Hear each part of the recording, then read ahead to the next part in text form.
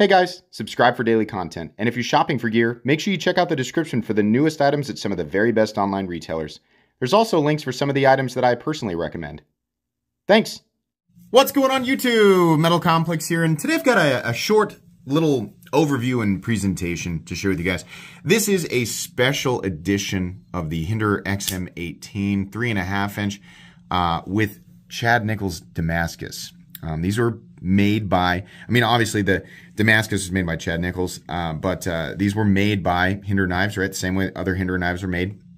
Special run they did. I don't know exactly how many. They had a few different variations. This one has been, you could say, slightly or heavily modified by Sierra_bound. That's who loaned this to me so that I could share it with you guys. Make sure you guys follow him on Instagram. Thank you very much. It'll go back to him when I'm done. I don't get to keep it.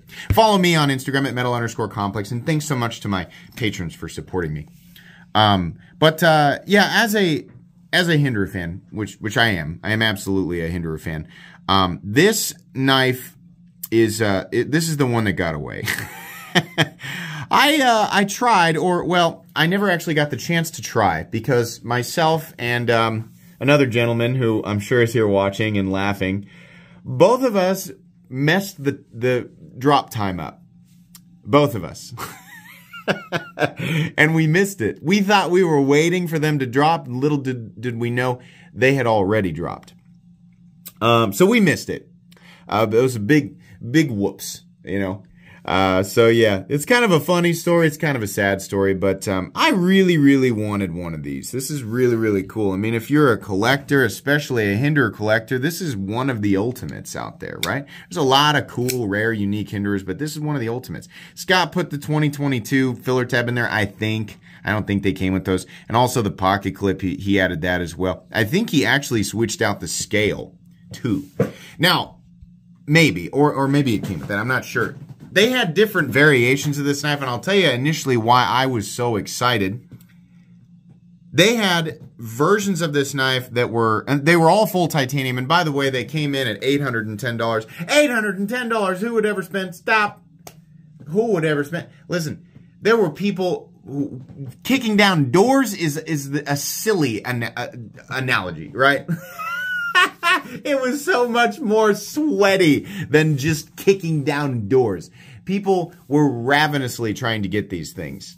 This is a USA-made knife. The standard XM-18 3.5 inch models come in at $425, which, if you are familiar with the true USA knife world, not the, claiming to be or only partially made, the actual USA-made production knife world, you'll know that in 2023, it's kind of amazing that he's still selling them for that. I mean, Chris Reeve had to increase their prices. A lot of people had to increase their prices. Kind of amazing you can still get a standard 3.5 inch XM-18 for $425. Full titanium, that's going to cost you $200 more, which is expensive, right? But you don't have to. And now these getting up to $810 is honestly kind of amazing to me, because let me tell you, if you really want to torture yourself, go to eBay and see if somebody has one of these listed, right? If you are bothered by an $810 price tag on this, you're going to puke when you see what they go for secondary, right? But that's the case. That's part of the reason why people buy these. Absolutely. I'm not saying I agree with it. It's just factually what's happening, right? These are some of the most sought after, and I'll tell you, I love the one that you got, Scott. I think this is beautiful. A lot of people don't like when he mills the horse head into some of these scales. I think it looks cool. I'd love to have one. I tried to get one of these scales the other day and couldn't do it because everybody wants these scales so bad. Yeah, I'm jealous of this.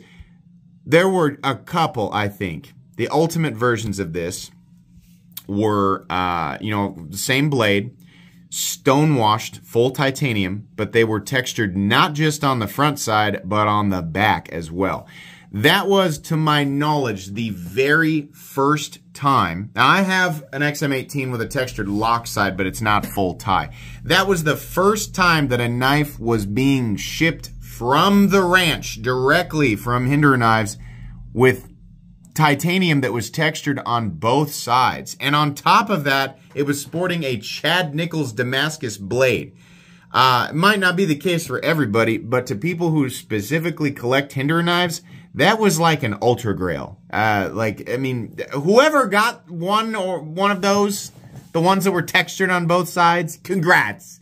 Ooh, yay for you. I'm so happy. I'm so happy for you. Yay. Nah, I'm kidding. That's great. Enjoy it. I'm sure you do. But these are sure to be pretty sought after collector's pieces, you know. And, you know, on top of that, it's like I always say, you know, people see stuff like this and they automatically assume like they're not actually meant to be used. Oh no, if, you know, Chad Nichols Damascus is not like, oh, it's just pretty. You're not supposed to actually cut with it. No, you can absolutely. It's plenty durable. It's you can absolutely use it like you would a regular Hinderer knife, right? I mean, I don't know that people will, right? But if they so chose, which is entirely up to them and not you because they bought it and you didn't, they could do it, right? I find it interesting that these Chad Nichols Damascus versions of the flipper tab is even sharper. They did not bother at all to knock the edges of that down, right? So these are some of the coolest, you know, special run variants of the XM-18 that I have ever seen, but they are the least comfortable to flip. I like, you know, a lot of times I like, I have a custom knife where it's Sanmai, right? But it's patterned, and the entire thing is mirror polished. I love how that looks. I also have blades that are mirror polished, but they have a contrasting etch, right, in the Damascus. I think that looks good too. And then there's stuff like this, which I think looks incredible for an entirely different reason. There is nothing is polished, and it's mostly black. I think this is actually a carbon Damascus or high carbon Damascus, which is why, you know, those areas are so black. Chad Nichols Damascus just really looks a lot better than a lot of the other stuff, you know, that's out there. The patterns are just beautiful. They're very clean. They're very crisp, right? The issues that I sometimes have with this, you know, when it's darker is, you know, and a good example is like you know, there's always goofballs who are like, I can get Damascus on Amazon for $25. Yeah, you can get metal that is Damascus and says Damascus, and you can, you know, you can tell yourself it's the same thing, but yeah, once you get to looking, you realize it's not. And, you know, the issues are apparent. I mean, it goes beyond just aesthetics. Obviously, the cheap stuff is not made in any way to be used seriously. It's just metal. God knows what it is, right? But all the patterns are just so foggy and just mashed together, and nothing is crisp or clean, right? And you know what? If you spend the money on that stuff and you enjoy it, that's really all that matters. You don't have to listen to me, right? But, you know, if you're going to try and tell me it's the same thing, well, no. Yeah, the patterns on the Chad Nichols stuff, they're just gorgeous. They are beautiful. And what I appreciate is that it continues that way out to the edge. Sometimes, you know, and I understand that this is aesthetic preference, but what I don't like is a lot of busyness up here. And then as we get towards the edges, it turns into just kind of like long, big, wide, flat, kind of goofy.